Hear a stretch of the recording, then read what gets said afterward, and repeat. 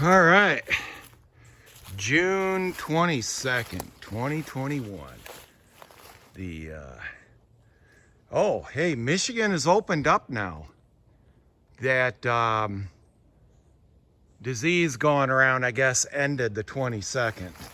So that now, apparently, that fucking bitch that's our governor that has bypassed our legislature for the last couple years decided she wants to go on an extended vacation in July. So to avoid criticism, she has opened up where there's supposed to be no more restrictions as far as restaurants, things like that. And you know, they got this stupidity where if you got the jab, you don't have to wear a mask. Well, you know what? I ain't worn a damn mask the whole time. I almost got in a fight at the Verizon store a couple weeks ago. And basically, they all apologized to me. They said, yeah, we think it's all stupid. You just gotta stand up to these cowards, these people. Yeah, and hey, it's based on science. That phrase means nothing anymore, just so you know. Anyways, enough of that ranting.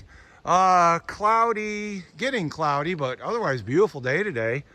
Why I'm not cutting hay? Well, let me tell you. So, we had a probable 3-day window. And I would have either started cutting yesterday afternoon after we got a substantial amount of rain the night before, but I gave it a day to dry out. Or I was gonna cut this morning, which I would. I always cut first half of the day. I think you generally lose a day of drying if you cut your hay in the afternoon.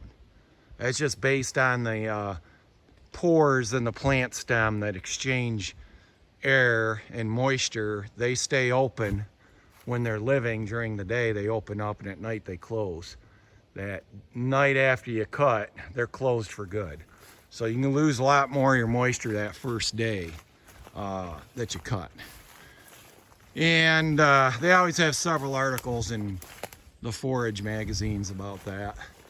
Out west they cut, you know, in dry arid areas the afternoon because there's more sugar in the plant. They can dry hay easier. But at any rate, so we had 3 days. I like 4 days. I like 3 days to bale, and I like that cushion day, the 4th day. When weather's really good, you know, you'll get some of your hay dried in this part of the country in 2 days. You know, real low relative humidity, below 40% or 55 and below to dry hay. But what we didn't have a cushion day. Then I woke up this morning, they said 18% chance of rain today. Well, there was 3 different weather apps I look at: National Weather Service, Weather Underground, and Weather Channel. And you know, up until recently, National Weather Service was always the best, but for the last year, they have been unable to. Well, they all have been bad. They've been unable to really forecast the weather and what I call just give you current conditions. So as of this morning, I thought I was going to cut. It was 18% chance of rain. Then an hour later, it went to 19. Then an hour later, it went to 30%. Now it's about 50% chance of rain. And we thought we had a 3-day window, and some people did cut. But the reason why I didn't cut is I didn't see consistency in the forecast. I'll be watching this forecast a week to 10 days out. If I see consistency when they say there's going to be good weather, and the different forecasting options you read, you know, these different apps on my phone, different meteorologists, if they stay consistent, then I'll cut. Well, that's one of the criteria. Then I'll back it up by looking at weather maps. Is there a front that is going to come through? And that's what the National Weather Service website is really good for.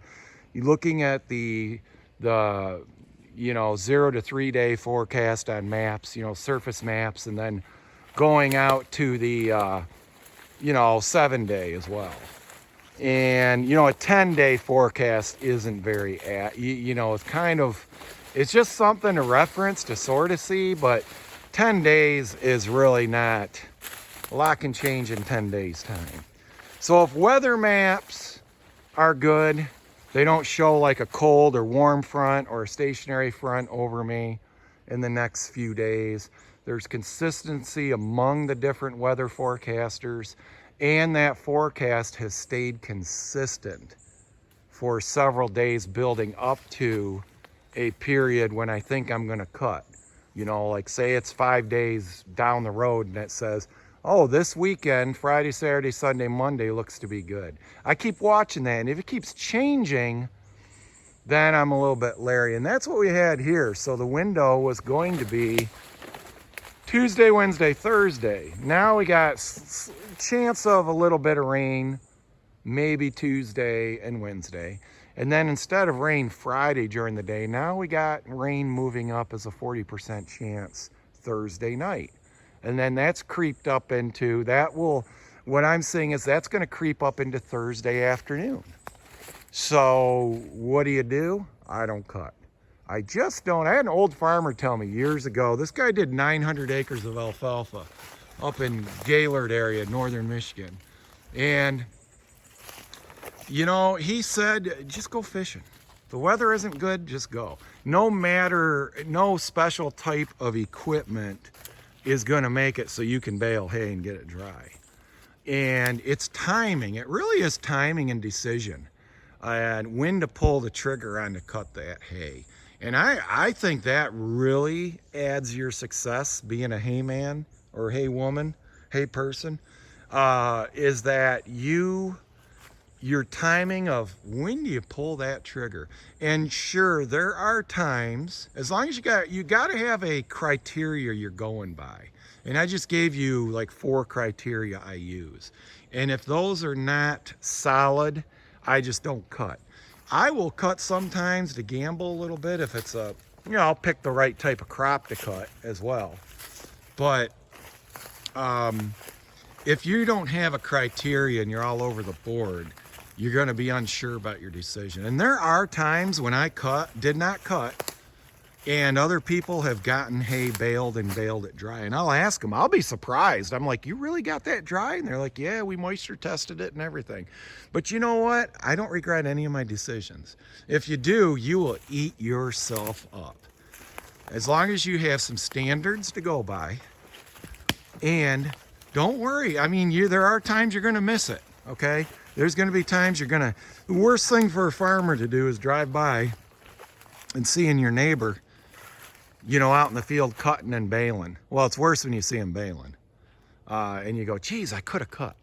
But you know what? I don't let it bother me. I stand by my decision. And I think I'm more productive when the weather's good and I'm not rushing it. I can cut more hay. I don't have to, you know, again, if you're spread out like I am, it takes a lot to get equipment moved around in place. You know, all the parts that are moving in that hay operation. Trucks, trailers, people, multiple tractors, pieces of equipment. And to me, to rush it to maybe try to squeeze in a couple hours of baling, it is not worth it for me. It's a efficiency factor. So for today, I'm actually out in the woods and I'm putting up fence.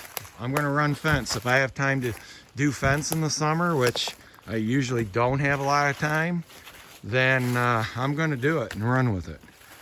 So, all right, what's everybody's comments? How y'all decide when you're going to cut hay? And there you go. It's raining pretty good. So all that hay that got cut yesterday and this morning is getting a good dousing right now. And if it's cloudy, you know, 50% cloud cover tomorrow with medium humidity, your chances of getting stuff ready to bale on Thursday are slim. Two most important factors for baling hay: amount of sunlight and humidity, not temperature, sunlight. So when I look at the weather graph, I go to hourly graph on the National Weather Service website, and I'll look at what the relative humidity is forecast to be, and also sky cover along with all the other factors.